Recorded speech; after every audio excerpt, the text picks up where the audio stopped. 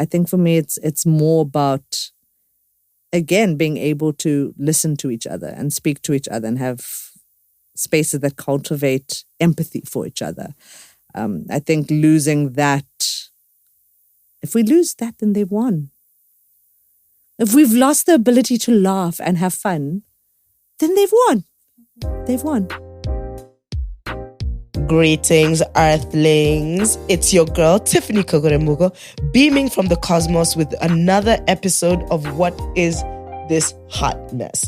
So I'm just going to say at the top of the podcast that I am not feeling well. So if I'm giving you a little bit of Barry White today, it's because I've got the flu. But anyway, welcome to another episode of What Is This Hot Mess? A podcast that kicks it with fire feminists from across the globe to have conversations about the fact that the world is hot trash right now. This podcast is all about diving into the fact that this kind of feels like the end times, whilst also chilling with feminists who are helping to keep the world's trash at bay by telling the world to pick its fascism off the floor and put away its hate, violence, and general nonsense.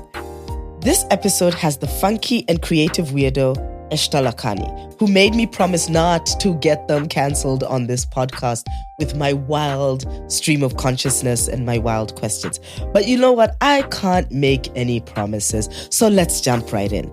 Ishtar is a card-carrying feminist, creative activism trainer, and freelance radical advocacy strategist who has collaborated with social purpose organizations, movements, and networks.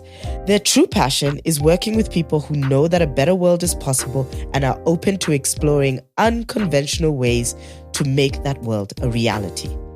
Ishtar is also the founder of Rogue Union, a space which fuses cutting-edge courses with the magic of real community. A place to train your rebel voice. Their courses are amazing. Sign up for all of them. All of them. She uses a bunch of methodologies from creative activism, design thinking, and systems change with a feminist linchpin. I know, right? Sounds fancy, doesn't it? Because it is. She does all this to create campaigns that are strategic, engaging, and effective because, in her words, I like to win. The feminist origin story. We have this segment partly to inspire people to get into feminism and partly just because I'm like a little bit nosy. Okay, we need to find out how the sausage is made, right? And knowing how feminists come about means we can make more feminists. So again, we start the podcast with the feminist origin story where we find out how we get the badasses that we are blessed with. We do not walk this journey alone. Someone molded us in their image. In this case, with Ishtar, it was both parents who were thigh deep in a myriad of social justice struggles and thus provided fertile soil for Ishtar's feminism to grow. Probably my feminist origin story kind of started with my origins, i.e. the birth of me.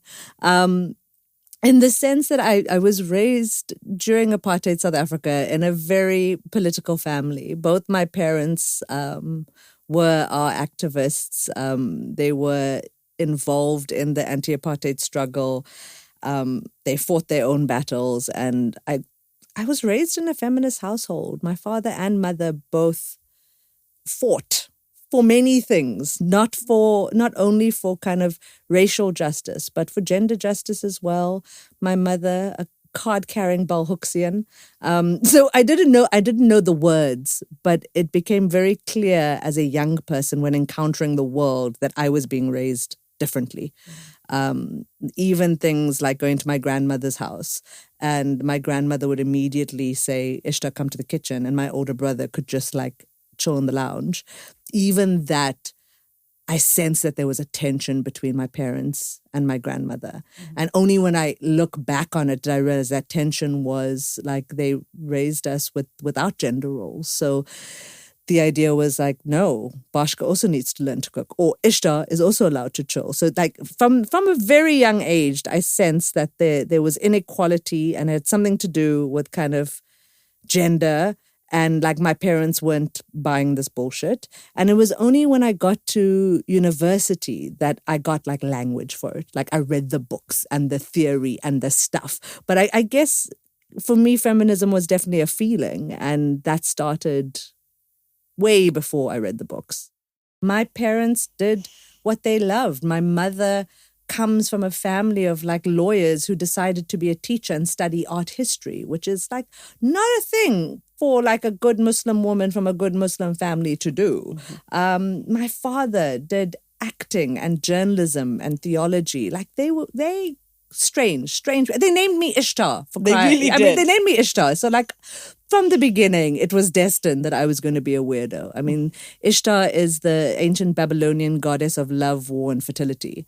So Ishtar actually ran the brothel for the gods. Oh, somebody needed to. Someone needed to. Somebody needed to. To organize that mess.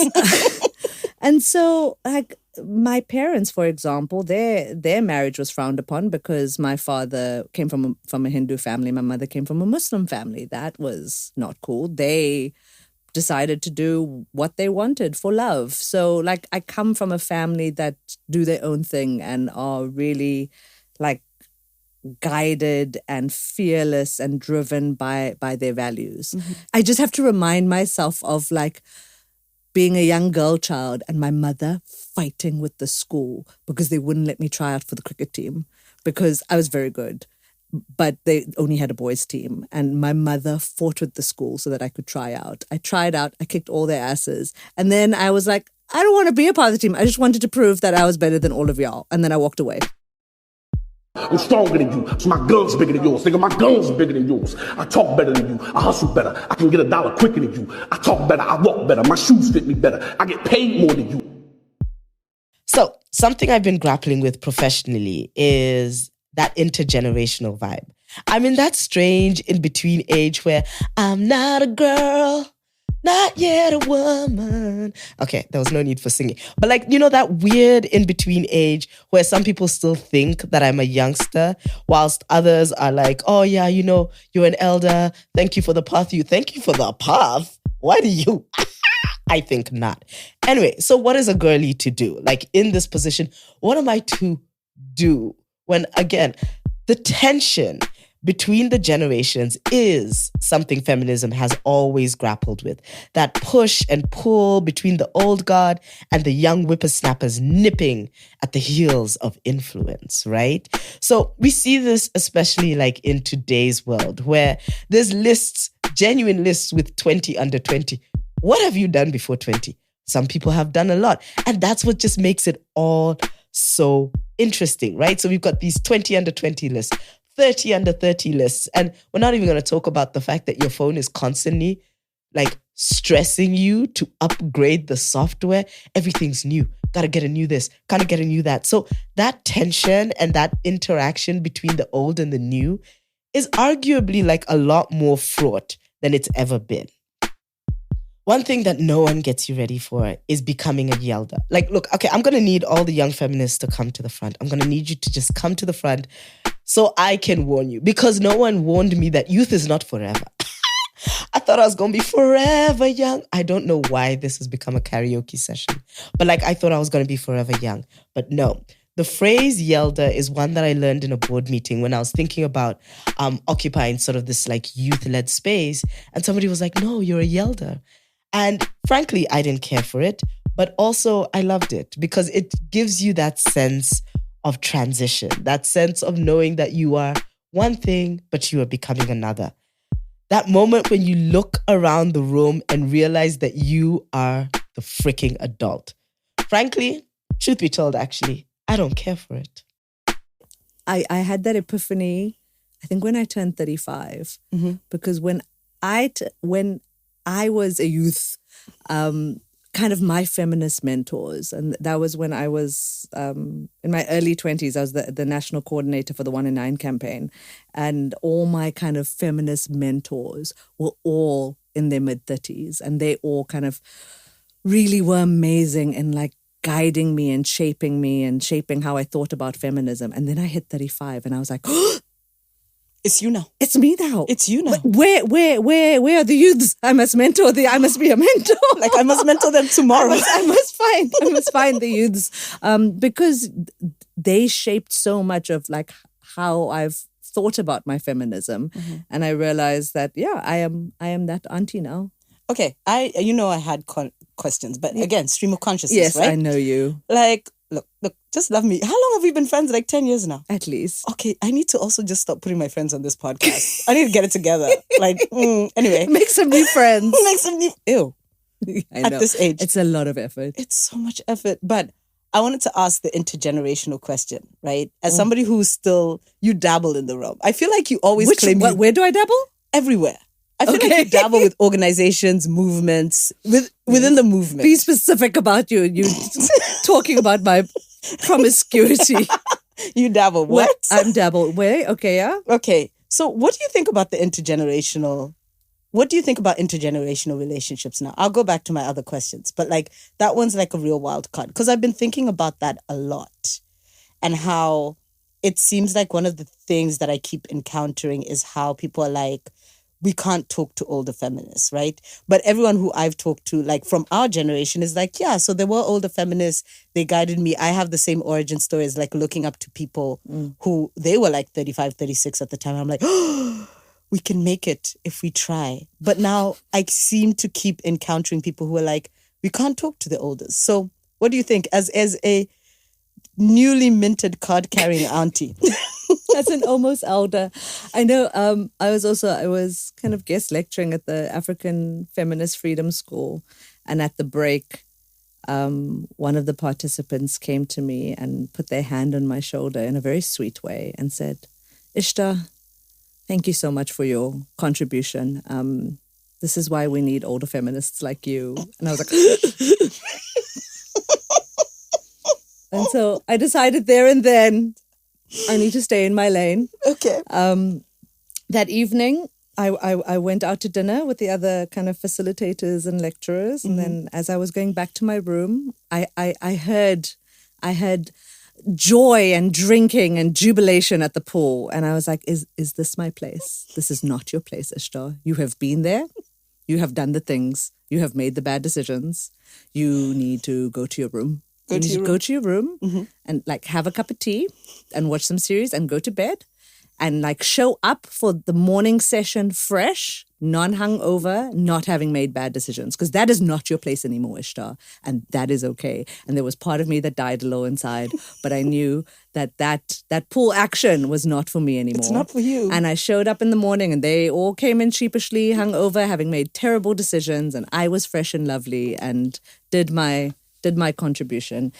I mean, it's a struggle because I think we're losing the ability to listen. Like truly, deeply listen. We've become very impatient. We've become very, I speak with the royal we, meaning me as well. Like so much of our lives, so much of how we orientate ourselves is so kind of hyper individualized. Yeah.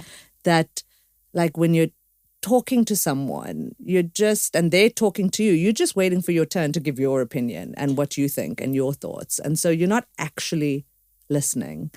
And I find that struggle works both ways in terms of kind of intergenerational relationships in that how do we appreciate young people and what they offer and their energy and their insights and their thoughts, at the same time acknowledging that we have people that have walked these paths and also have wisdom and thoughts.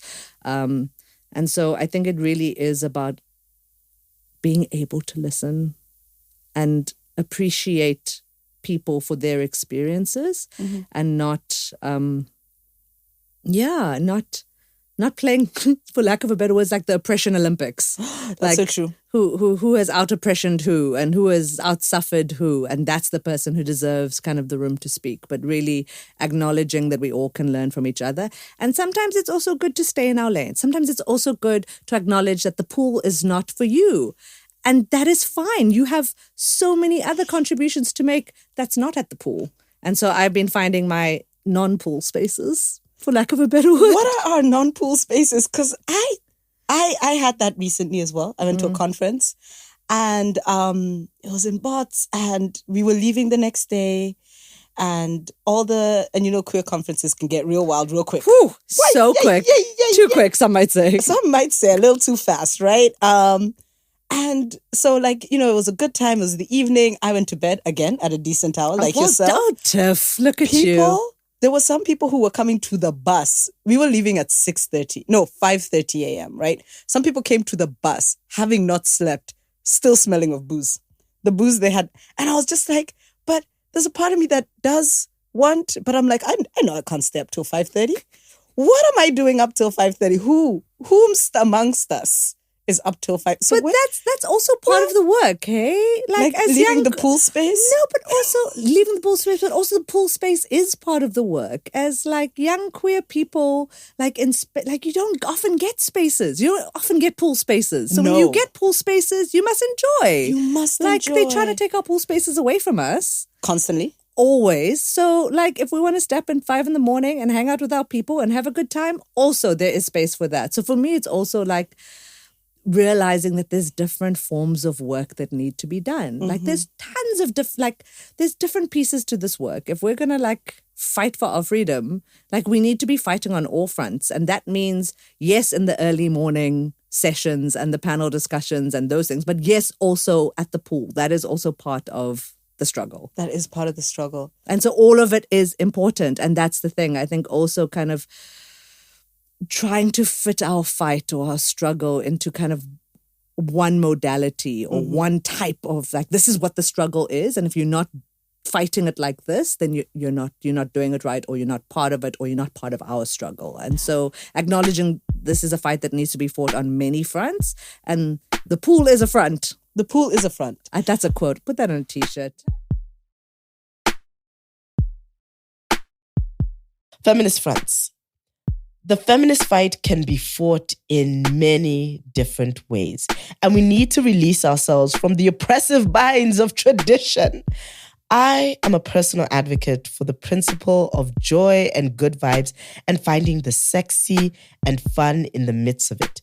If you haven't figured it out by now, this is the whole vibe of this podcast.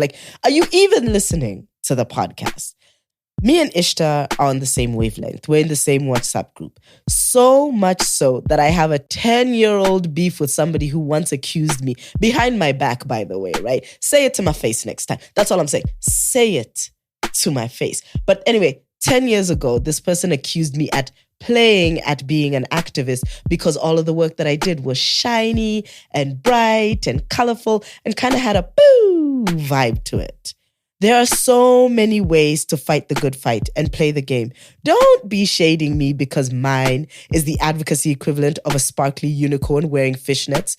Magical, but a little confusing, right? But somehow, you know what? It works. Don't worry about it. Mind your business, okay? Mind your business. I know that's one thing I struggled with a lot when Holla started, right? Not doing the fight in the right way. And look, the person know what they did. Or maybe they don't forget, but I have kept this slight for over a decade. Oh, okay? my friend. Yes, babes. We need to let go. No, absolutely not. It will be good for you. I'm Growth. sure. It will be character building. Absolutely not. This person, and I remember it was over a decade ago because of how long I've lived in Joburg. But they were like, oh no, Holla Africa is cool, but Tiff's not a real activist. Babs. Who is this person? No. I'll tell you once the camera stops or the mic stops rolling. You know I like a vendetta. No, okay, we are now collectively in this vendetta. But it was just this whole case of we were doing play work. And now it's all very well and good for everyone because everyone's doing body positivity. Everybody's doing bodily autonomy. Everybody's doing sex positivity. But over a decade later, I still keep that slight. But yeah, you see? But what's it? The pool is a front. There we go. No, but I mean, this is the struggle that I have all day, every day, in the sense that my big shtick is I love creativity. I love joy. I love playfulness. I love humor. I think all of these things are vital for effective activism and effective advocacy. And you need to do those things. And so, yes, unpopular opinion that, yes, joy, fun, all of this is needed. the pool. The pool is a front. The pool is a front. We are at our own type of pool. We are. We are a type of pool having a good time, but also doing the work because it needs to get done. Find out where you should be kicking it. Find your front. That's what Ishtar did. Now, when we were prepping for this episode, I asked Ishtar, because look, I do a little bit of background with this, okay? I'm not just like out here messing about. I do some background. So anyway, I was asking Ishtar, like, what do you do? Because as a homie, I knew vaguely what she did, but like every time I asked, like now when I was locking in for the episode, I'd ask, what is it that you do? And I'd give an option and she'd be like, no. I'd give another option and she'd be like, no. I guessed a couple of times and each time I got a kinda. So what I'm using this time to do with all of you is to figure out what my homie actually does. People often ask me, what do you do, Ishtar? I'm like, very little. As little as possible. But what I do, so for work, like my work life, my passion is really working with organizations, individuals, movements, people, to support them to do their advocacy more creatively. So their activism and their advocacy in a more creative fashion. So some people call it creative activism. I struggle because that often falls into kind of the big language of art. And I don't identify as an artist. You sounds like you're about to give us a paintbrush immediately. Yeah, no. So that's the thing. So like for me, it's like anyone can apply their creativity to their activism. It's like you can be creative about how you do strategic impact litigation. You can be creative in the way you do lobbying. You can be creative in the way, if everyone thinks creativity only applies to direct action and protest, but actually how you approach your strategy can be done in a creative way.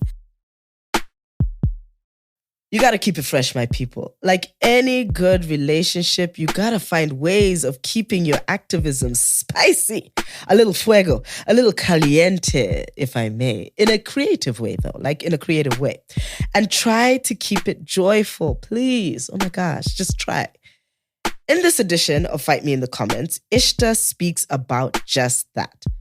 For those of you who just arrived, like you just arrived to the podcast, clearly. You don't know what Fight Me in the Comments is, because you just arrived, right? So for those of you who just joined us on this wild journey of this podcast, Fight Me in the Comments is that part of the podcast where we say the thing that will have people side-eyeing you. Where you take what you have written in the privacy of your notes app and bring it out for the whole world to see. It's all about hot takes. Side note, Ishtar did not know what a hot take was, and I'm judging her. I'm judging her, right? For some of those who are old school cats out there, a hot take is what was previously known as an unpopular opinion. Well, actually, no, it's a little bit more complicated than that. It's one of those that will get people tussling in the comments. Ishtar's particular Fight Me in the Comments sentiment centers around the fact that we do not need to be joyless to show that we are actually getting shit done. You can be smiling and smashing oppressive systems all at the same time. I mean, the one I fight often about with a lot of people is around, especially clients, is the kind of spectrum, imaginary spectrum they've created between joy and impact. And they were like you can't have fun and have impact. I mean, this is something that Chris and I have to butt heads all the time. I mean, I've proved it in the campaigning world. Like you can have joy and have fun and then be effective. But for example, when we facilitate retreats, there are people that haven't hired us because we're like non-negotiable. We start at 10. We have long lunches. And these are like high-level people, like important grown-ups. Like we start at 10. We have long lunches.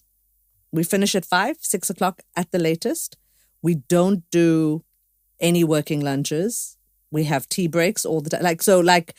We really focus on time, relaxation, like deep hanging out, and we have to fight with people incessantly about it. Like often when we present our agendas, people go in another direction, and it's something we're not going to compromise on, because people think, how can you're only working, in inverted commas, for like 4 or 5 hours a day. How can you achieve anything by that?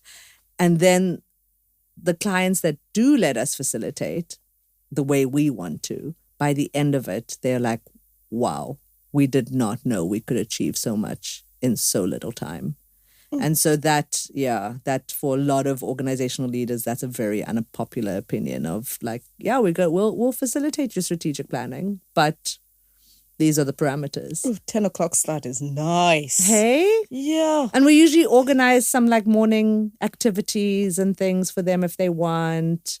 We do long lunches, like 1.5 hour, 2-hour lunches sometimes. That's luxurious. You see, that's the problem. People calling it luxurious. You're part of the problem. I'm a part of the problem. It shouldn't be a luxury. It's a necessity. You should be like, oh, that makes sense. I'm part of the problem. You're part of the problem. Okay. Because neuroscience tells us, in order to be able to absorb new information, different ways of working, like we need to be in a state of relaxation. Mm-hmm. We need to be able to trust the people in our room. How do you build that? It's time with people. And so if you give people that time, when you're in sessions, it moves so quickly.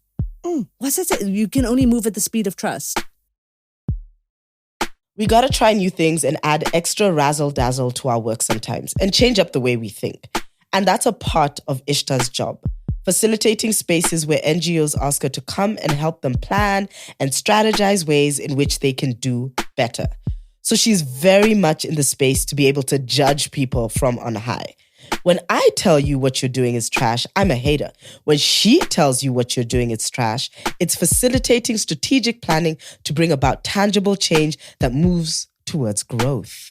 She thus has insight into some of the failings of the NGO space, and one such failing is the fact that the way we do our collective work has an absence of organizational care and creativity.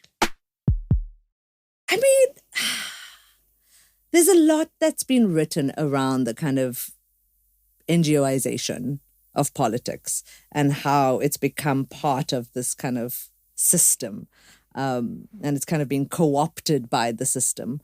And so for me, I guess some of the struggles that I see is, oh, my partner's going to love this because she wrote an entire thesis on this, is around, it's around care in organizations.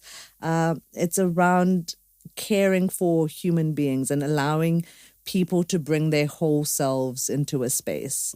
I think the more we've kind of professionalized activism, the more the humanity has been taken away from it, the more we can't show up as our fullest selves, which means we can't be creative, because creativity means that we must bring our quirky selves. It means that, like, I don't know, the hobbies that I do on the side are relevant to activism. Like, if you look at, I love the example of Amnesty's Longer Table campaign, where they were looking at reframing the issue of migrant and refugee rights.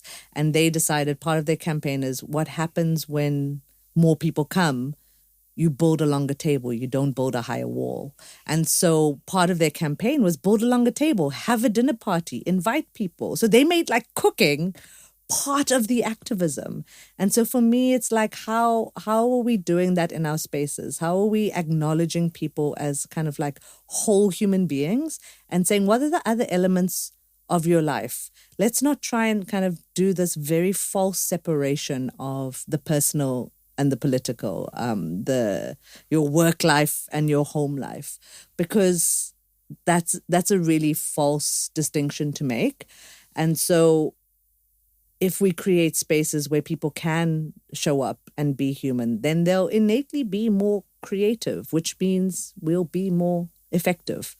And so, yes, I can go into kind of the theory around NGOization and donor politics and all of that. But I think for me, it's more about, again, being able to listen to each other and speak to each other and have spaces that cultivate empathy for each other. I think losing that, if we lose that, then they've won. If we've lost the ability to laugh and have fun, then they've won. They have one. They've won. Oh, my days, they have one. In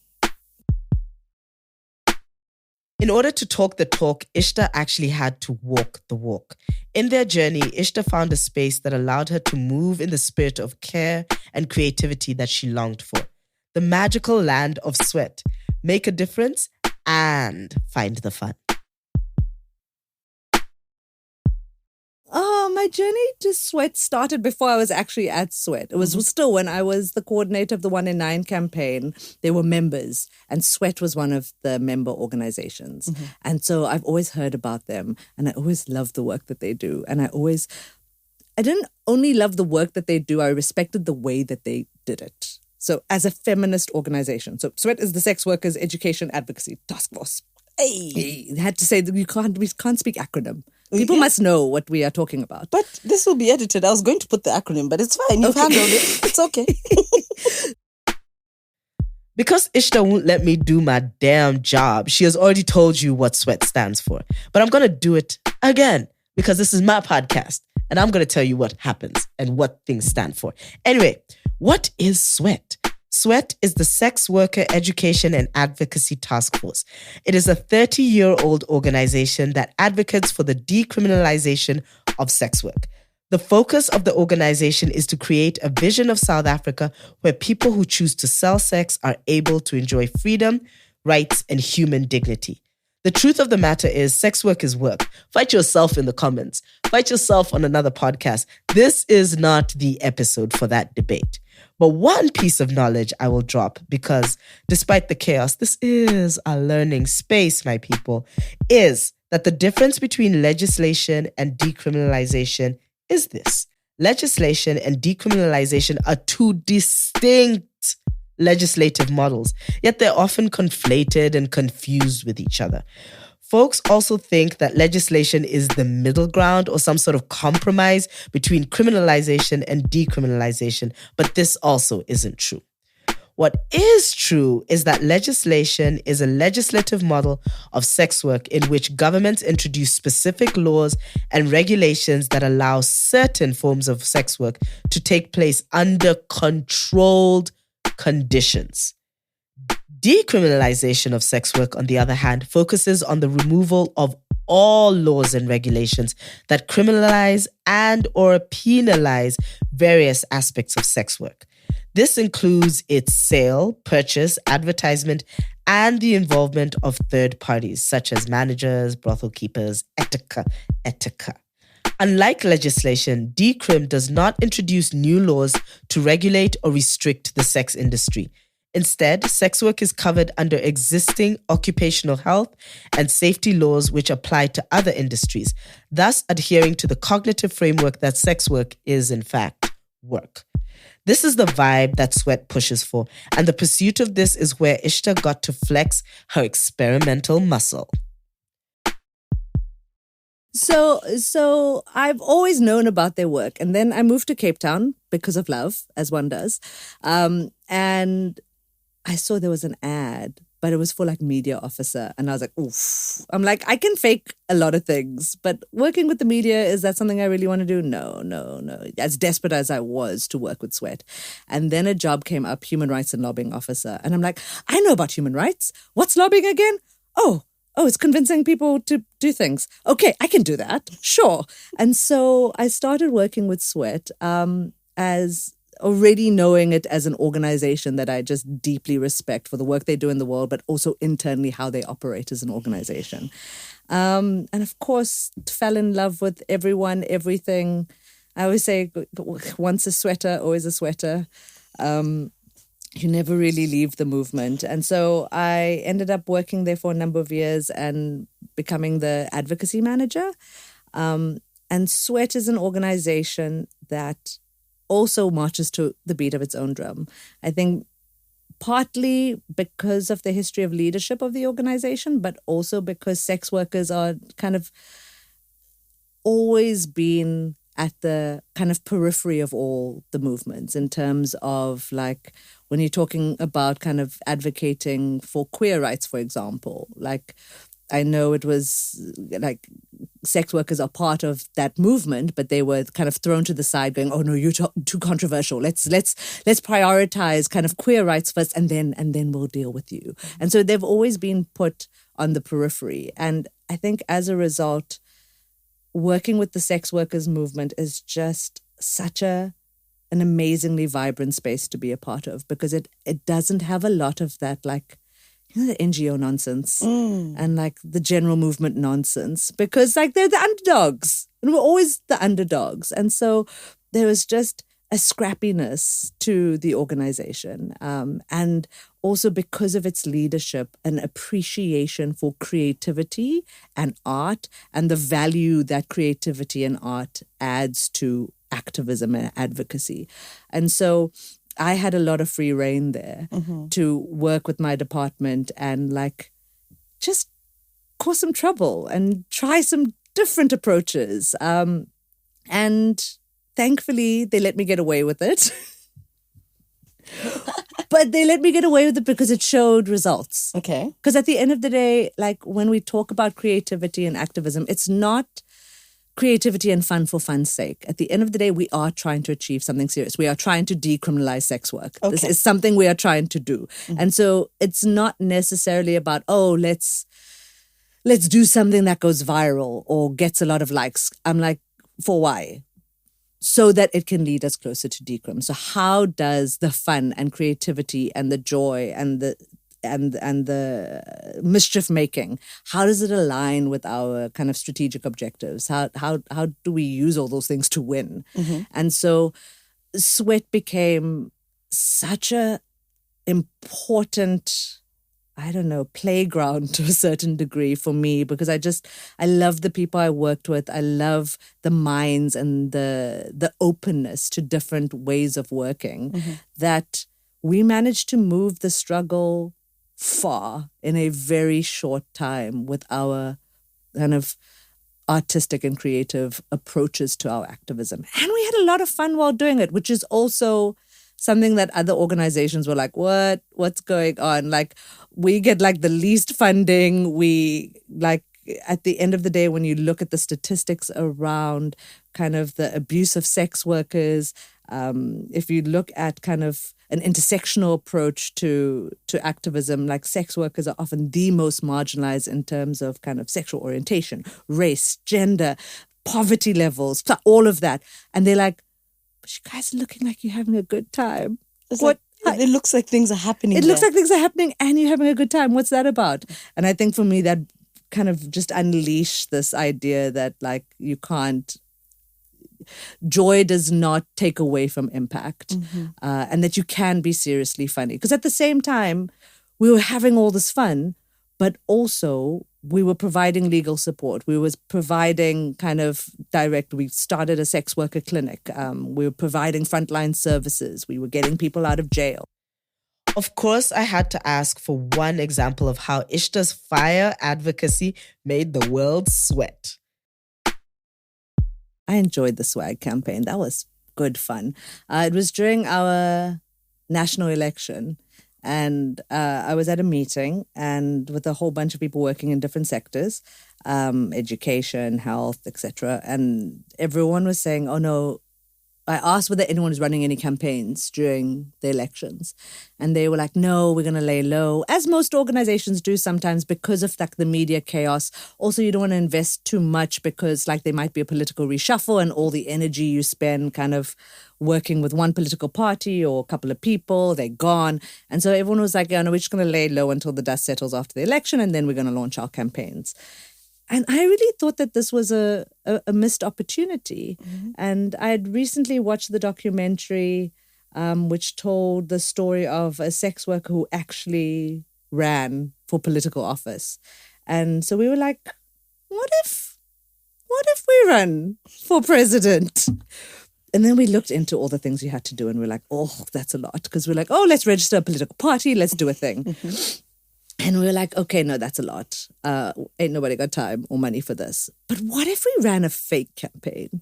Like, people would believe us if we do it right. And so we came up with SWAG, the Sex Workers Action Group.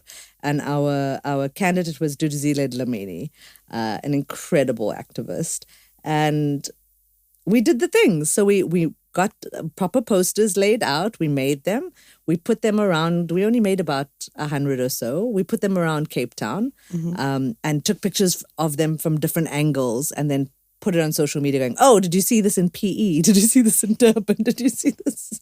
So it looked like we were everywhere. We shot a very cheap but very good campaign video. We got a magnet made of our SWAG logo, like a vinyl magnet that we could put on any vehicle. So when Dudu was invited to go anywhere, we would order her an Uber Black and we would put that vinyl, ask the driver if we could put the vinyl on so it looks like she's showing up in this like really swank vehicle. And we pretended to kind of run for president. And it was amazing. The amount of love we got was way more. We were ready for backlash. And the amount of love we got was so much more than the amount of hate. And this surprised us because we were like, whoa, clearly South Africa has appetite for something different. Like people are eating this up. They're loving it. We're getting invited into spaces. People are buying it, number one. And so we're going to all the different spaces, speaking on the platforms. And then the two largest opposition parties, so the EFF and the DA, both put looking into sex work legislation in their election manifestos. Something that had never happened before. And people were pissed off when they got to the polls and they didn't see SWAG there, which was great. And for me, like, it takes me back to what I was saying around, it's all great having fun. We had so much fun running that campaign. It was so high energy. We were not burning out. It was cheap. Funders love that. It was super. We printed a couple of posters, a little bit of t-shirts, and shot a really cheapy video. That's it. So it was a really cheap campaign, really effective. But what was the point? It was not fun just for fun's sake.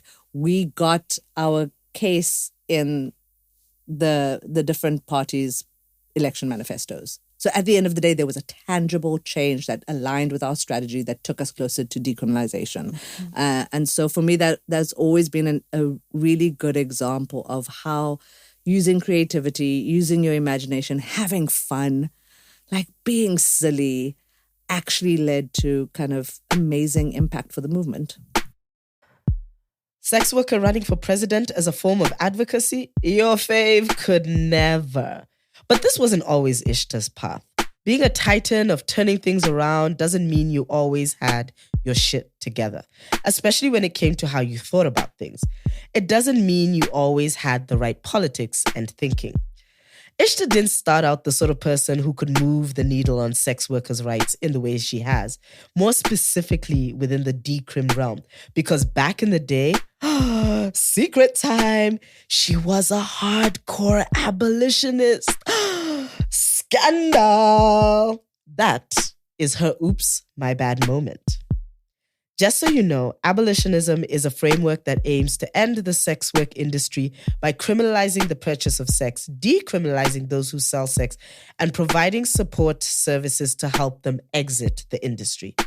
I saw one particular paper link this framework to the idea of the myth of female modesty, and another speaking about how this idea did not focus on the real problem when looking at the violence, because the truth is, society allows for violence against all women, not just sex workers and ones deemed immoral or not worthy of protecting. So making this a sex worker problem is a fallacy.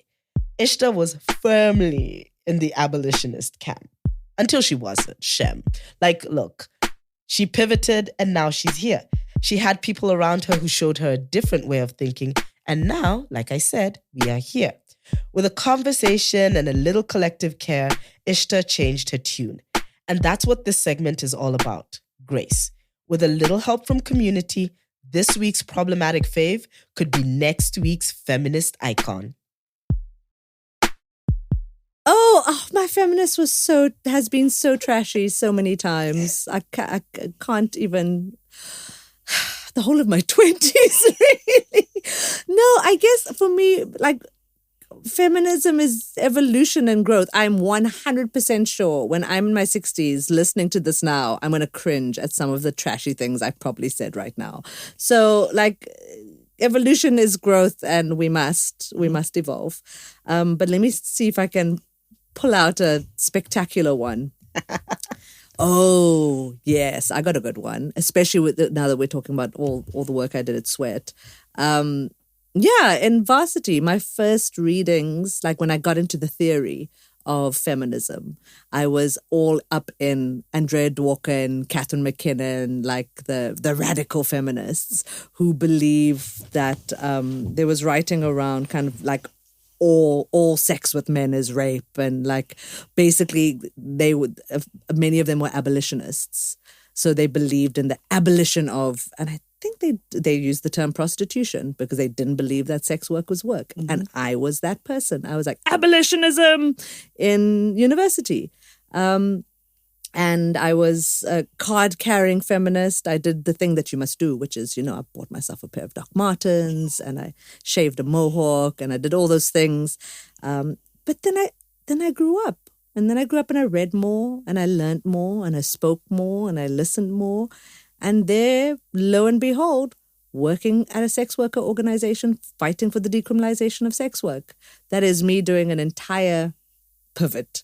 And it surprised a lot of people. And it's a story I've told before. I think I told it to a bunch of students because they asked similar questions around kind of abolitionism. And I was very clear. I was like, I was an abolitionist in university. Like that was my position. And I thought it was kind of educated and informed and I did the work. But there's always more work to be done. And there's also more speaking to people to be done. And so it took me talking to people, growing, learning to be like, oh, actually, no, I'm very much in support rather for the decriminalization of sex work. If you haven't clocked it by now, Ishtar has brilliant ideas about how folks can get their eternal shit together. Funky, innovative, long lunch-fueled ideas. And it does not stop there. It doesn't just stop with the facilitation. Before I let Ishtar go, I had to ask her about her latest offering, Rogue Union. A description found on the website says Rogue Union fuses cutting-edge courses with the magic of real community, built for misfits and movement makers, done with the old, tired ways of thinking. These folks are using neuroscience to figure out the best ways to do things. And the courses have such funky names like Rogue Hope, Rogue Campaigning, and Rogue Futurism. Like, you're doing stuff and you're like a superhero. That's the vibe you get from like the website. The platform is one that not only teaches you how to activate your voice, but also has the added element of bringing you into sort of the Rogue Union community, because that's how if you want to go far, go together. If you want to go quickly, go alone. I messed that up a little bit, but you get the idea. This isn't a paid ad, by the way. Like, this is not a paid ad, but you do need to get yourself a course. Like, I genuinely believe in the platform. That's why I'm putting it on blast in this space. Get your fellow activists a course. Hell, get your arch nemesis a course so you can go head to head nicely. Do it. Because they are really that good. So Rogue Union is a learning platform for change makers. But I think for me, the difference with Rogue Union and other spaces, it's a learning and community platform. So the idea is, yes, we can learn. You can do workshops. You can go to Coursera. You can go to Udemy. There's lots of places where you can learn. The problem is, when it comes to practicing the skills that you learn, to really get it ingrained in you and to actually have it affect how you do your life, you need community. We need to do this in community. Like if we're making these changes and we're trying for these big swings to change the world, we need a squad. And so the idea was we're all feeling a little bit isolated and we all feel like we need a squad. And so Rogue Union is hopefully going to be our answer to that. So having one space that people can come, find their people, learn new skills, have fun, and kind of take on those issues together. And the reason there's many reasons we started it. As you just said, I don't like to pontificate. I like to do the things. I don't like to think too long because then I'll talk myself out of things. But myself and I call her my work wife, Chris Gomez, we travel around the world and we give workshops to organizations, communities, etc. on different things. Hers is around futures thinking, me, creative activism. And we found people would leave the workshops really excited, really pumped up. Oh my goodness, I'm going to do things differently. I'm going to change the world. This is going to be amazing. And then a couple of weeks later, you see them doing the exact same thing that they've been doing the whole time. And so it became very disheartening because we know the kind of impact that is possible. And then we were like, okay, so how do we get that impact? And we realized community was the missing element because we found when we worked with organizations and accompanied them over a long period of time, that's when we saw the most radical change. But we can't do that for everyone. And actually, there's other people that could be best placed to accompany other people. And so also we need a place where all our people can hang and meet each other to support each other to do this work. And so that's how kind of Rogue Union was born, is let's find a place. It's a total experiment. We're going to see how it goes. It's also a different model for doing things. So we've taken no funding. It's being funded out of Chris and my savings because we were like, we want to be agile. We want to be responsive. We want to be able to do what is needed. And in order to do that, we do need freedom. And this is what we need for freedom. So it's also a new model in the sense that it's a financial model that's based on membership as opposed to like a donor paying for a thing. But we're hoping that it becomes that space where you can go and hang out and learn things and meet other rogues. Our dream for the next kind of 3 years is that 3, 5, however many years, is that we keep on adding different courses and communities. So right now we've launched our experiment with 3. So it's mine on campaigning, Chris's on futures, and Thomas Coombs on hope-based communications. So it's a great package. You can have access to all 3 of them.